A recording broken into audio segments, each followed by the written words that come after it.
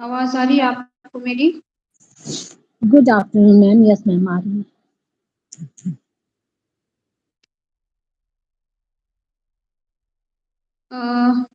Previous day हमारे पास जो आपको मैंने प्रैक्टिस सेट भेजे थे साइकोलॉजी और उसमें जीके का, तो इसमें हम सबसे पहले साइको का देख लेते हैं।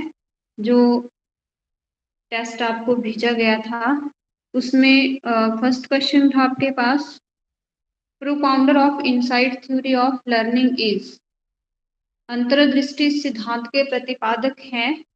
तो इसमें 4 ऑप्शंस थी आपके पास, कोहलर, थॉर्नडाइक, स्कीनर, पैवलव। तो इसमें करेक्ट आंसर जो था ये था हमारे पास कोहलर।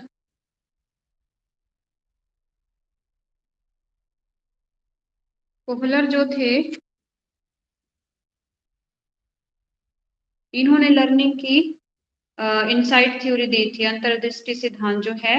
और ये गेस्टाल्टिज्म से रिलेटेड थे कोहलर, और इस थ्योरी में जो है इनकी हेल्प की थी कोफका ने इस थ्योरी में। और इन्होंने इसमें जो था वो कॉग्निटिव वर्क के ऊपर ज्यादा काम किया था। कोहलर जो थे वो जर्मन साइकोलॉजिस्ट थे जिन्होंने इस थ्योरी में ये बताया, थोड़ा सा मैं आपको बता देती हूँ कि जो हमारे पास कोई प्रॉब्लम होती है, कोई समस्या होती है, उसके ऊपर जब सडनली हमारे माइंड में कोई सोल्यूशन आ जाता है तो इस चीज के बारे में उन्होंने बताया था। जैसे कि मान लो कोई की है वो कहीं खो जाती है आपकी, तो एक प्रॉब्लम जो है वो आपके सामने आ जाती है, तो फिर आप प्रॉब्लम के ऊपर जब एनालिसिस करने लगते हो तो एकदम से हमारे माइंड में ये भी चीज आ जाती है कि हाँ चाबी मैंने वहां रखी थी, या कुछ इस तरह की जो इमेज है वो माइंड में बन जाती है। तो अचानक किसी प्रॉब्लम का जो सोल्यूशन हमारे माइंड में आ जाता है, वो इस थ्योरी में ये चीज उन्होंने बताई थी। और इन्होंने एक एक्सपेरिमेंट भी किया था अपना, जो कि एक चिंपैंजी के ऊपर किया था इन्होंने। सुल्तान नाम का एक चिंपैंजी था जिसके ऊपर इन्होंने अपना एक्सपेरिमेंट किया था। उसके बाद नेक्स्ट क्वेश्चन था हमारे पास, how many personality types are mention by Kretschmer Kretschmer Kretschmer. तो इन्होंने कितने, क्रिचनर जो थे इन्होंने पर्सनैलिटी के कितने टाइप बताए थे? तो इन्होंने बताए थे 4 टाइप।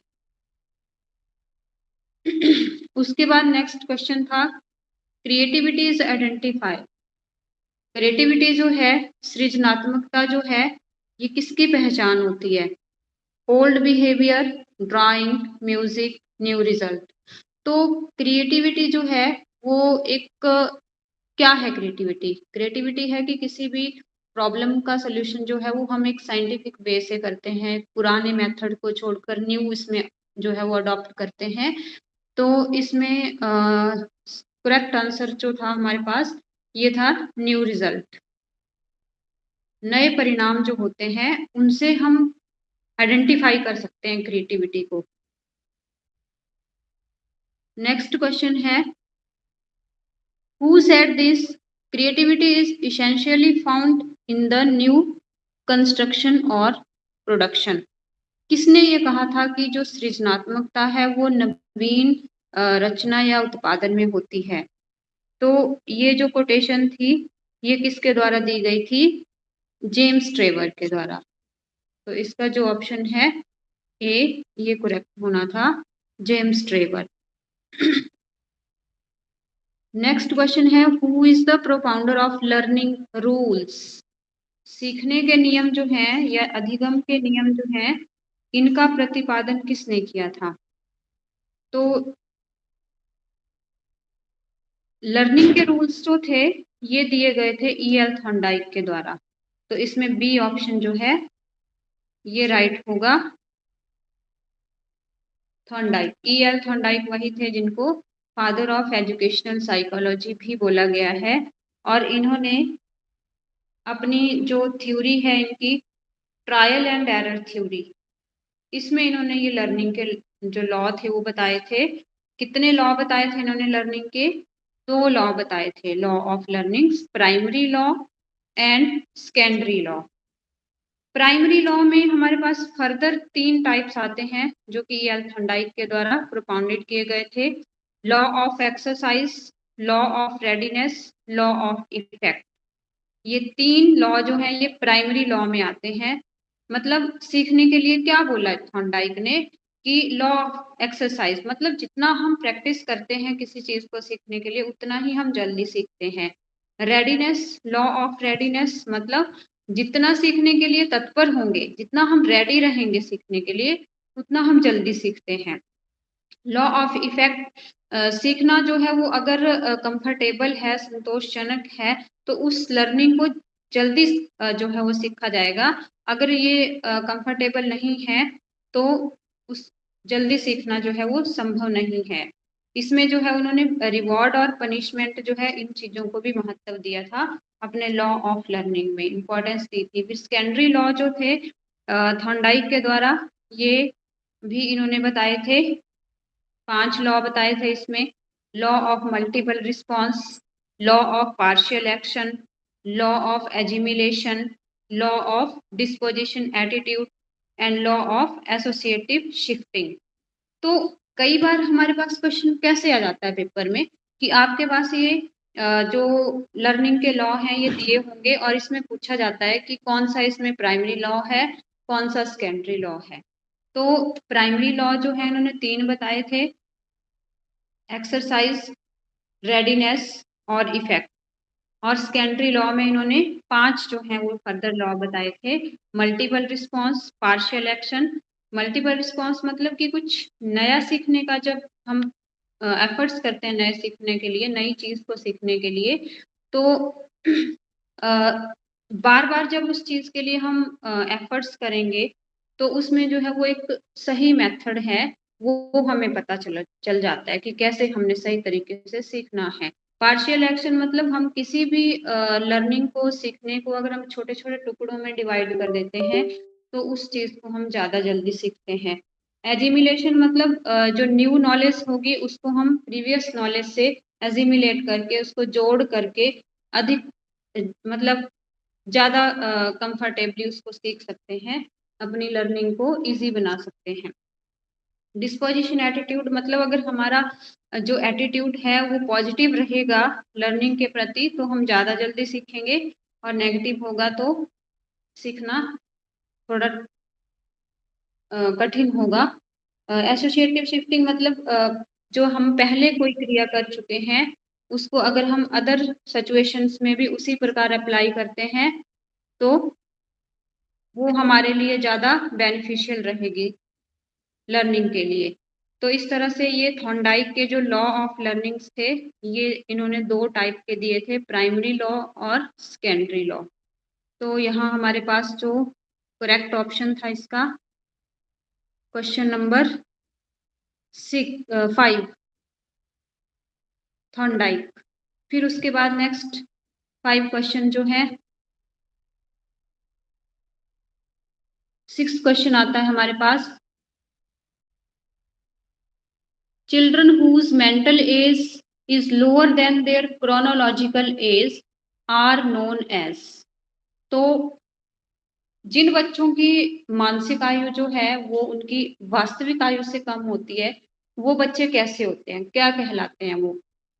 तो मैंने आपको शायद लास्ट डे भी बताया था कि जो IQ लेवल हम निकालते हैं बच्चे का, mental as upon chronological age और इनटू 100।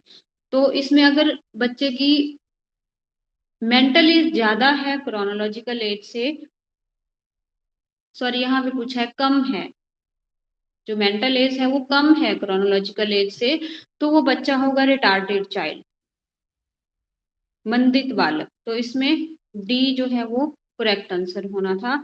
और अगर मेंटल एज बच्चे की ज्यादा है उसकी क्रोनोलॉजिकल एज से तो वो चाइल्ड जो है वो गिफ्टेड चाइल्ड आता है हमारे पास। नेक्स्ट क्वेश्चन है children construct their own understanding through interaction with their environment stated by whom। किसने ये कहा था कि एक बच्चा जो है वो अपने एनवायरनमेंट से संबंध बनाते हुए अपनी समझ का विकास कर लेते हैं। तो ये बोला था प्याजे ने, जीन प्याजेट ने ये कोटेशन दी थी। उसके बाद नेक्स्ट क्वेश्चन था हमारे पास, what is the IQ of a child whose mental age is equal to the chronological age. जिस बच्चे की मानसिक आयु उसकी वास्तविक आयु के बराबर है, उसका IQ लेवल कितना होगा? तो उसका IQ लेवल होगा 100।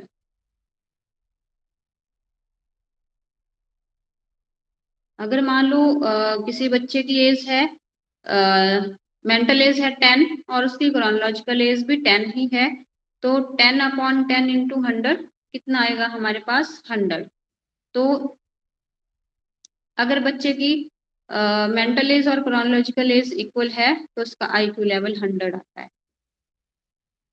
नेक्स्ट है, the stage in which a child begins to think logically about objects and events is known as.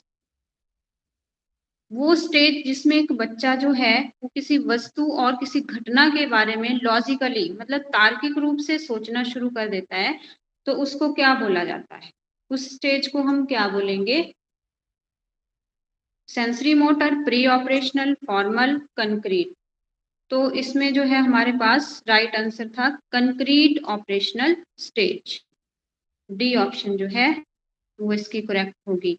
और ये स्टेजेस जो थी वो जीन प्याजे के द्वारा दी गई थी, कॉग्निटिव डेवलपमेंट की स्टेजेस, जिसमें उन्होंने फर्स्ट स्टेज सेंसरी मोटर बताई थी, फिर प्री ऑपरेशनल, उसके बाद कंक्रीट ऑपरेशनल स्टेज और formal operational. Concrete operational stage वो स्टेज होती है जिसमें बच्चा जो है वो लॉजिकली जो उसकी थिंकिंग रहती है उसको डेवलप करता है, किसी भी ऑब्जेक्ट या किसी भी इंसिडेंट इवेंट्स के बारे में वो लॉजिकली सोचने लगता है। बच्चा जो है उसमें क्या एबिलिटी डेवलप हो जाती है? To think logically about concrete objects, जैसे कि रिवर्सिबिलिटी हो जाएगी, उसको मैथमेटिक्स जो है उसका डेवलपमेंट होने लगेगा। और रिवर्सिबिलिटी मतलब जैसे कि अगर हम मान लो बच्चे को बोलते हैं कि 4 × 2 होता है 8, तो उसके बाद 2 × 4 ये भी 8 ही होगा। तो ये जो एबिलिटी है ये उसमें स्टेज में आ जाती है, कंक्रीट ऑपरेशनल स्टेज में। उसके बाद लास्ट क्वेश्चन था हमारे पास, kindergarten system of education was proposed by. Kindergarten system जो है शिक्षा का, ये किसके द्वारा दिया गया था? तो किंडरगार्टन सिस्टम दिया गया था फ्रोबेल के द्वारा। तो इसका जो आंसर है वो सी करेक्ट था, फ्रोबेल। तो ये क्वेश्चन थे हमारे पास प्रीवियस डे जो पेपर हुआ था। उसके बाद जीके का पेपर आता है हमारे पास, तो मैं वो आपके सामने स्क्रीन यहाँ पे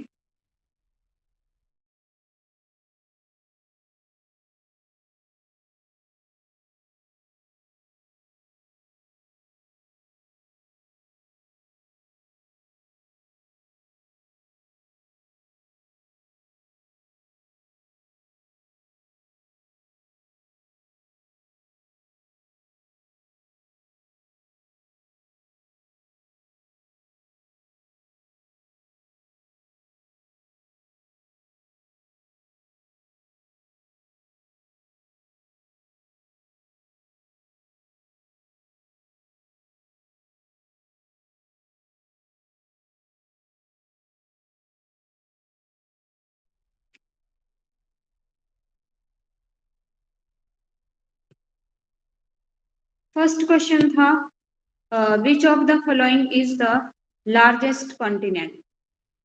इनमें से कौन सा महाद्वीप सबसे बड़ा है दुनिया में? तो ये आएगा हमारे पास एशिया। एशिया कॉन्टिनेंट जो है ये दुनिया का सबसे बड़ा महाद्वीप है। 7 कॉन्टिनेंट है हमारे वर्ल्ड में, Asia, Europe, Africa, North America, South America, Antarctica और ऑस्ट्रेलिया। तो सबसे बड़ा कॉन्टिनेंट आता है Asia as per population and area. क्षेत्रफल और जनसंख्या दोनों की दृष्टि से जो है वो एशिया महाद्वीप सबसे बड़ा महाद्वीप है और सबसे छोटा आता है ऑस्ट्रेलिया। बट अगर हम बात करें कंट्रीज के रिगार्डिंग कि देशों की संख्या जो है वो सबसे ज्यादा कौन से महाद्वीप में आती है, तो वो आती है अफ्रीका में। अफ्रीका कंट्री में लगभग 54 कंट्रीज हैं और एशिया में है 48। तो अगर हम कंट्रीज के रिगार्डिंग बात करते हैं तो अफ्रीका सबसे बड़ा आता है। वैसे एशिया जो है वो सबसे बड़ा महाद्वीप है दुनिया का, और अफ्रीका एक ऐसा महाद्वीप है जिसको कि ब्लैक कॉन्टिनेंट भी बोला जाता है। ब्लैक कॉन्टिनेंट या ब्लाइंड कॉन्टिनेंट। क्यों बोला जाता है इसको ब्लैक कॉन्टिनेंट? क्योंकि अदर्स कॉन्टिनेंट है इनसे ये काफी ज्यादा जो है वो पिछड़ा हुआ है। अगर देखा जाए तो कल्चरल, सोशल, पॉलिटिकली हर क्षेत्र में जो है वो दूसरे कॉन्टिनेंट से काफी पीछे है, इसीलिए इसको ब्लैक कॉन्टिनेंट भी बोला जाता है। और दुनिया की सबसे लंबी रिवर जो है नाइल रिवर, ये इसी कॉन्टिनेंट से ओरिजिनेट होती है, विक्टोरिया लेक से। उसके बाद नेक्स्ट क्वेश्चन था हमारे पास, where is the atlas mountain range located? तो एटलस माउंटेन रेंज जो है ये किस कॉन्टिनेंट में है? Africa continent.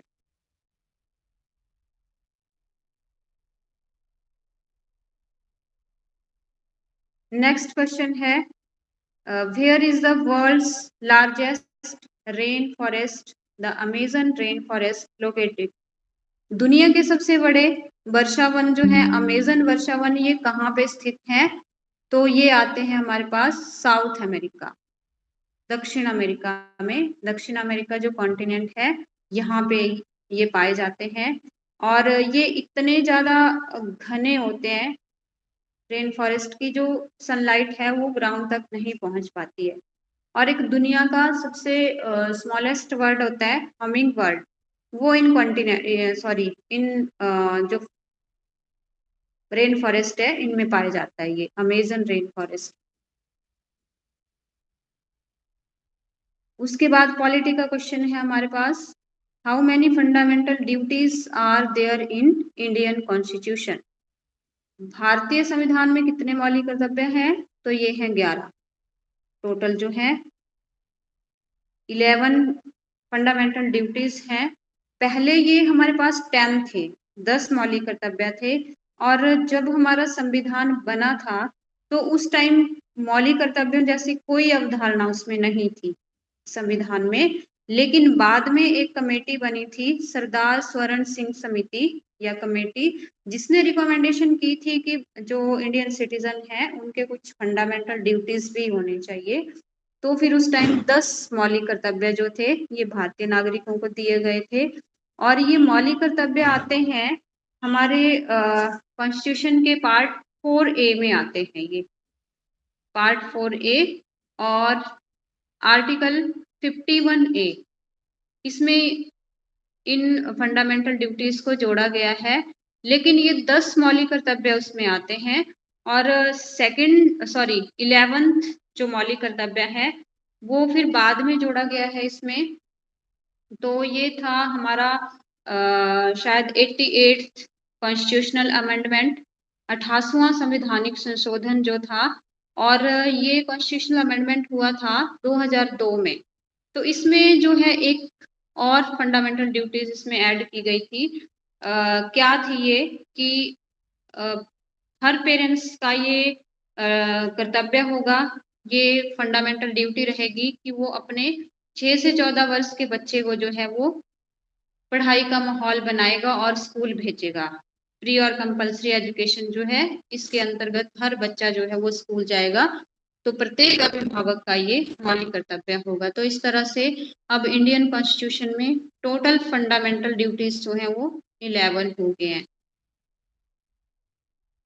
उसके बाद नेक्स्ट क्वेश्चन है, who administers the oath to the president of India? भारत के राष्ट्रपति को शपथ कौन दिलाता है? तो भारत के राष्ट्रपति को शपथ दिलाई जाती है CJI, chief justice of India.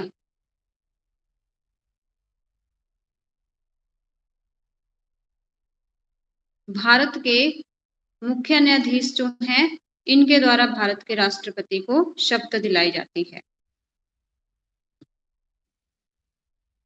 और अगर राष्ट्रपति अपना त्याग पत्र देना चाहे तो ये उपराष्ट्रपति को देता है और उपराष्ट्रपति राष्ट्रपति को देता है, ये रिवर्स होता है।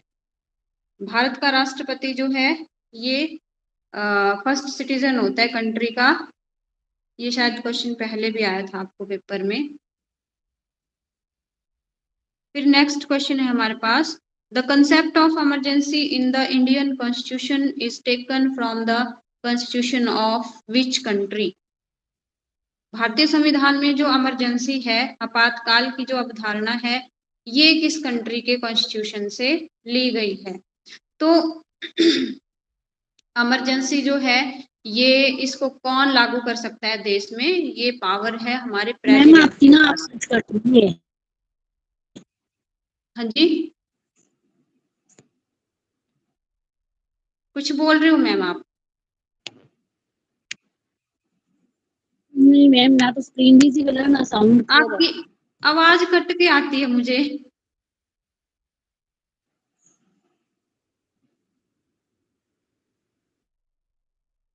आपको मेरी आवाज क्लियर आ रही है? अब आ रही है।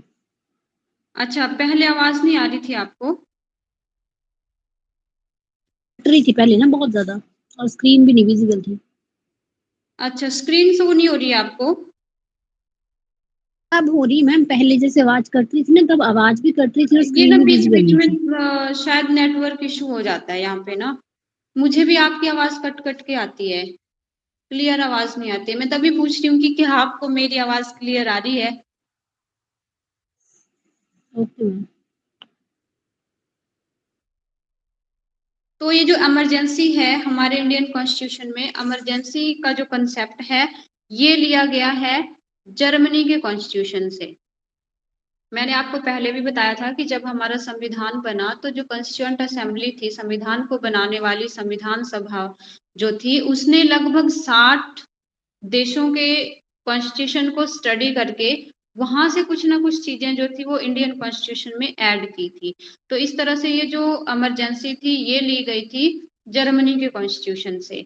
और इमरजेंसी जो है ये राष्ट्रपति जो होते हैं वो देश में लागू करते हैं। जैसे हमारे पास नेशनल इमरजेंसी आती है, फाइनेंशियल इमरजेंसी आती है। नेशनल इमरजेंसी जो है वो आर्टिकल 352 के अंडर आती है। जैसे कोई अदर कंट्री अगर अटैक करती है, युद्ध जैसी स्थिति जो है वो देश में हो जाती है, तो राष्ट्रपति के पास ये पावर है कि वो इमरजेंसी लगा सकते हैं देश में। और फाइनेंशियल इमरजेंसी हो सकती है, आर्टिकल 360 में वो आती है। अगर कोई फाइनेंशियल क्राइसिस ऐसे कंट्री में हो जाता है तो प्रेसिडेंट के पास पावर है कि वो इमरजेंसी लागू करेगा। तो ये कहाँ से ली गई थी? जर्मनी से। नेक्स्ट क्वेश्चन है हमारे पास, Nako lake located in which district of HP. Himachal Pradesh की जीके से ये कुछ क्वेश्चन थे। तो नाको झील जो है ये हिमाचल प्रदेश के किस जिले में है? तो नाको है आपकी किन्नौर डिस्ट्रिक्ट में। किन्नौर में जो है ये नाको लेक पाई जाती है और एक नेचुरल लेक है हिमाचल प्रदेश की। उसके बाद नेक्स्ट है, Manikaran hot water spring located in which district of HP. Manikaran जो है ये कहाँ है? कुल्लू में। गर्म पानी का झरना जो है ये चश्मा, ये किस डिस्ट्रिक्ट में पाया जाता है? कुल्लू डिस्ट्रिक्ट में। और कई बार क्वेश्चन ऐसे भी आ जाता है कि किस नदी के किनारे है? तो मणिकर्ण हॉट वाटर स्प्रिंग जो है वो पार्वती रिवर के किनारे स्थित है। और इस तरह से और भी कुछ वाटर स्प्रिंग्स हैं कुल्लू डिस्ट्रिक्ट में, हॉट वाटर स्प्रिंग्स, जैसे कि कसोल है, खीरगंगा है, वशिष्ठ है। ये सारे कहाँ पे हैं? डिस्ट्रिक्ट कुल्लू में। लेकिन मणिकरण जो है ये सबसे बड़ा हॉट वाटर स्प्रिंग है, तो ये भी कुल्लू डिस्ट्रिक्ट में ही आएगा। उसके बाद नेक्स्ट क्वेश्चन है, विच district of HP has the highest population density. तो ये सेंसिस 2011 की ही आएंगी अभी हमारे पास। तो 2011 की जो जनगणना है उसके अनुसार सबसे हाईएस्ट पॉपुलेशन डेंसिटी, सबसे ज्यादा जनसंख्या घनत्व जो है ये है हमारा हमीरपुर डिस्ट्रिक्ट में। हमीरपुर में जो है वो सबसे ज्यादा घनी जनसंख्या पाई जाती है और यहाँ का जो पॉपुलेशन डेंसिटी है टोटल ये है 411। मतलब 1 स्क्वायर किलोमीटर में जो है वो 411 लोग रहते हैं यहाँ पे। और अगर हम सबसे कम डेंसिटी की बात करते हैं तो ये आती है लाहौल स्पीति में, और लाहौल स्पीति में जो है वो शायद दो लोग जो हैं वो पर स्क्वायर किलोमीटर में रहते हैं। तो यहाँ पे पॉपुलेशन डेंसिटी बहुत कम है। नेक्स्ट क्वेश्चन है हमारे पास, what is the lady of Keylong in HP? Himachal Pradesh में लेडी ऑफ केलोंग क्या चीज है? तो लेडी ऑफ केलोंग जो है एक ग्लेशियर है जो कि हिमाचल प्रदेश के किस जिले में पाया जाता है? लाहौल स्पीति में, लेडी ऑफ केलोंग। और इस ग्लेशियर की जो फिगर है, आकृति है, वो एक औरत की तरह है, एक लेडी की तरह है, तो इसीलिए इसको लेडी ऑफ केलोंग बोला गया है। तो ये थे हमारे पास 10 क्वेश्चन HPGK से।